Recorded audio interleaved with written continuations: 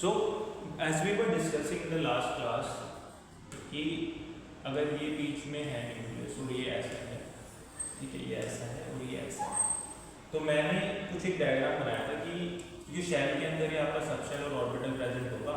And in case of S आपको पता है कि subshell is equal to orbital, क्योंकि उसमें एक ही ऑर्बिटल होता है, ठीक है, सबशेल के अंदर एस में, ठीक है, क्योंकि एम की वैल्यू क्या होती है 0 और एस की वैल्यू भी क्या सॉरी एल की वैल्यू भी क्या होती है उस केस में 0।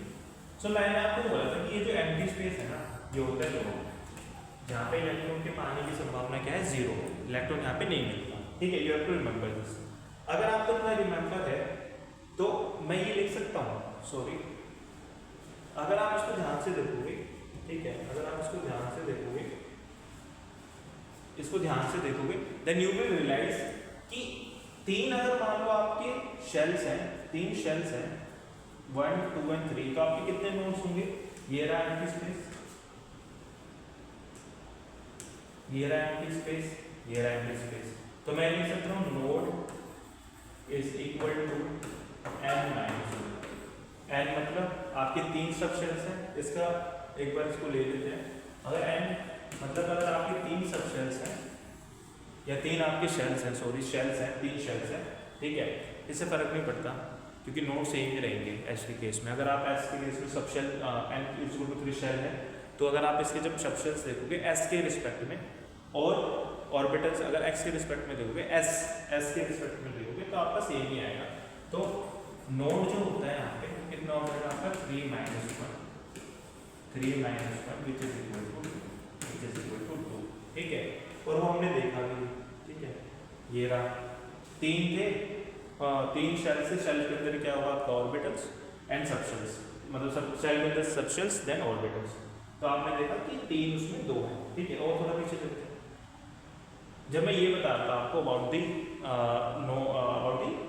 spherical shape of orbitals which is in the case of s which is nothing but same shape as subshell s, क्योंकि दोनों में s जो है वो सबशेल और आपका जो है मतलब क्या बोलते हैं इसको ऑर्बिटल सेम ही होता है, ठीक है। तो आपने देखा था इस केस में भी ऐसे, ठीक है। अब मैं एनर्जी ऑर्डर एड्रेस बता चुका हूँ, ठीक है। सो ये आपका था, हमने नोड्स के बारे में डिस्कस कर लिया, हमने देख लिया शेल्स के बारे में, ठीक है, हमने अब हमने क्या क्या पढ़ लिया, हमने आज पढ़ा magnetic quantum number. Magnetic quantum number में we discuss about the shape of s orbital and हमने देखा कि कैसे 1s 2s and 3s की शेप वेरी कर रही है। हमने साइज और एनर्जी की बात कर ली, हमने नोड्स भी देख लिया, ठीक है। जो नोड्स होते हैं वो एटम में प्रेजेंट होते हैं, ठीक है, एटम्स में क्या होता है शेल्स होते हैं, शेल्स में ही सबशेल्स और उसी में ऑर्बिटल्स होते हैं, ठीक है।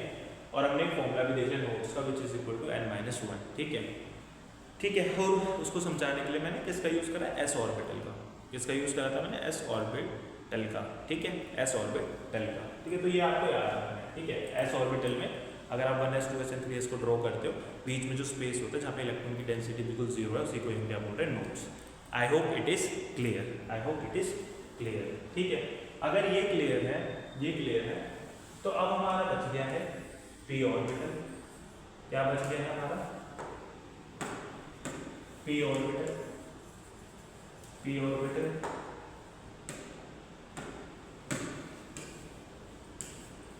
अब हमारा बच गया है पी ऑर्बिटल।